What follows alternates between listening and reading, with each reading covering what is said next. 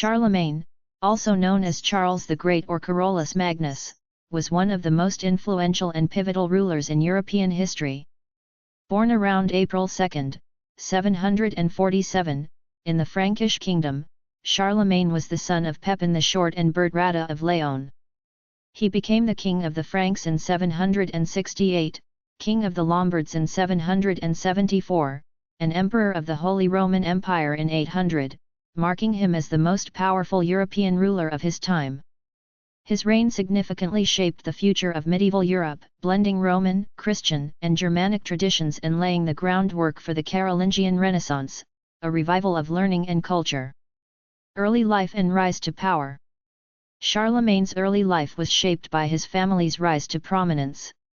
His father, Pepin the Short, became the king of the Franks after the deposition of the last Merovingian king in 751.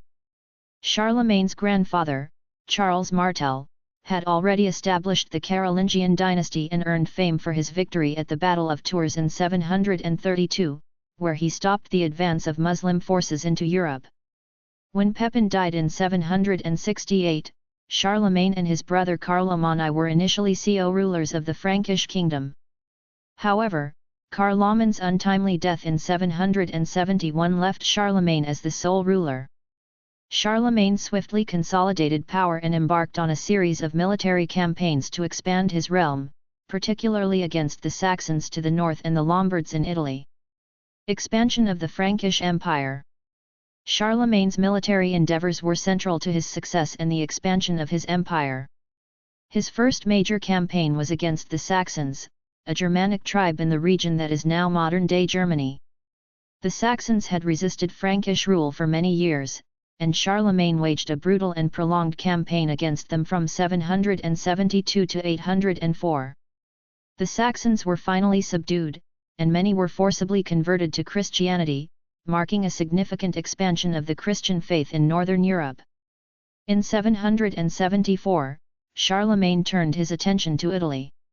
The Lombards, who had ruled much of the Italian peninsula, had become a threat to the papacy. Charlemagne intervened, defeating the Lombard king Desiderius and becoming the king of the Lombards. His victory was not only a military triumph but also an important political move, as it cemented his relationship with the Pope and the Roman Catholic Church.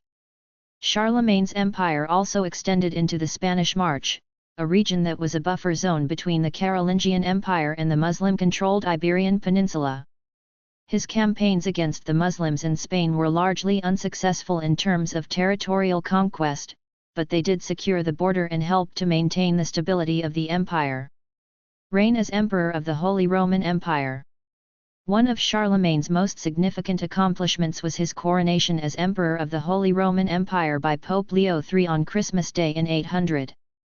This event marked the revival of the Western Roman Empire and signified the close relationship between Charlemagne and the papacy.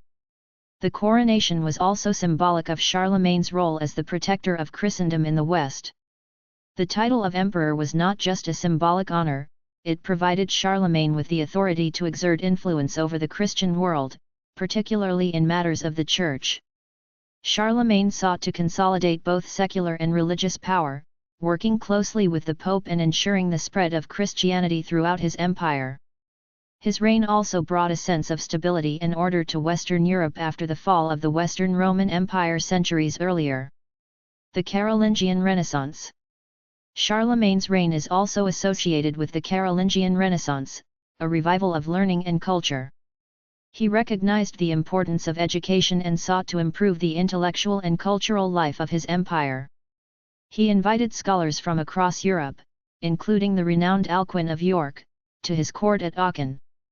Alcuin and others helped to establish a curriculum based on classical Roman and Christian texts, which led to the creation of schools and the preservation of knowledge through the copying of manuscripts. Charlemagne himself promoted religious and intellectual reforms, emphasizing the study of Latin, the Bible, and the works of ancient Roman authors.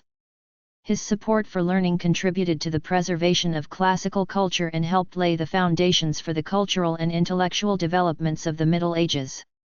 Legacy and death. Charlemagne ruled the Frankish Empire until his death on January 28, 814. His empire, which stretched from modern-day France to Germany and Italy, was divided among his 3 grandsons, as was customary in the Frankish tradition. His death marked the beginning of the decline of the Carolingian Empire, as internal divisions and external threats eventually fragmented the empire. Despite the division of his empire, Charlemagne's legacy endured. His reign marked a high point in medieval European history, blending the traditions of Rome, Christianity, and the Germanic peoples. Charlemagne was posthumously revered as the ideal Christian monarch, and his empire served as a model for future European rulers. In the centuries that followed, Charlemagne became a symbol of Christian kingship, and his reign was celebrated in literature and art. His influence on European history was profound, shaping the development of both the Holy Roman Empire and the modern concept of a united Europe. Conclusion. Charlemagne's life and reign were marked by military conquest, religious devotion, and a commitment to cultural and intellectual revival. His efforts to unite much of Western Europe under one ruler helped to pave the way for the future of Europe.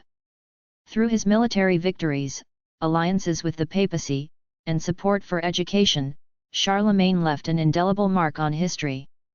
His legacy as the father of Europe is a testament to his role in shaping the political and cultural landscape of the medieval world. Thank you for watching. Please subscribe our channel.